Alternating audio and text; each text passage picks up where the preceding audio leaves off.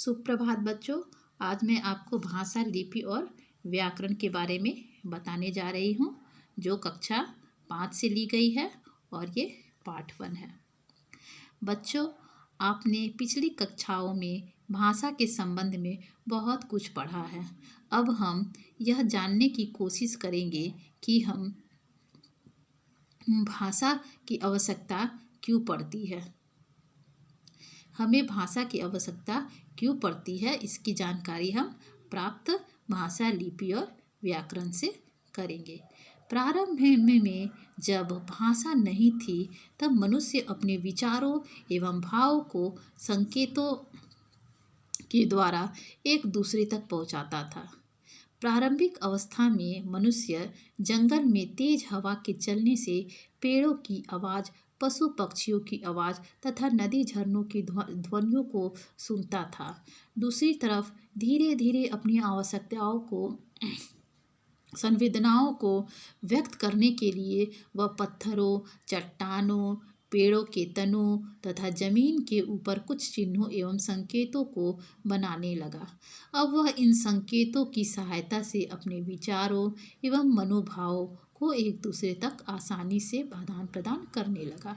जैसे जैसे मनुष्य का विकास हुआ और वह सभ्य होता गया, वैसे वैसे उसे अपने विचारों को व्यक्त करने के लिए किसी माध्यम की आवश्यकता हुई, जिसके परिणाम स्वरूप भाषा बनी।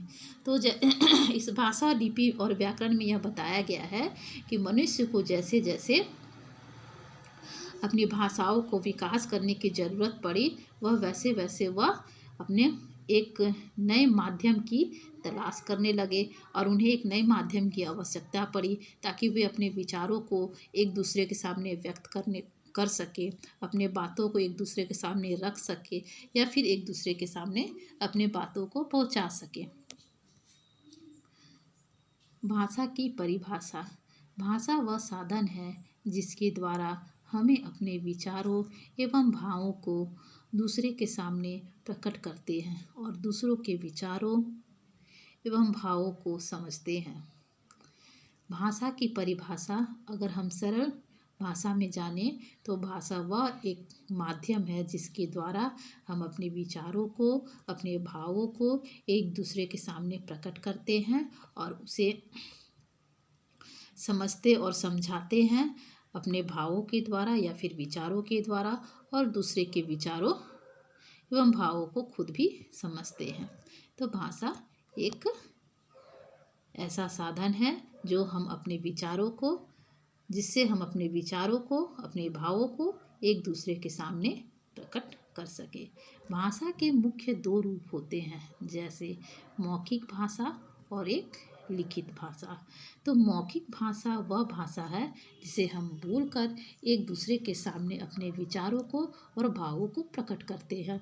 और लिखित भाषा वह भाषा है जिसे हम लिखकर अपने विचारों एवं भावों को एक दूसरे के सामने पहुंचाते हैं या फिर एक दूसरे के सामने प्रकट करते हैं, उसे हम लिखित भाषा कहते हैं। बच्चों, आज की पढ़ाई यहीं तक, फिर हम आगे पढ़ेंगे अगले कोर्स में मैं आपको बताऊंगी।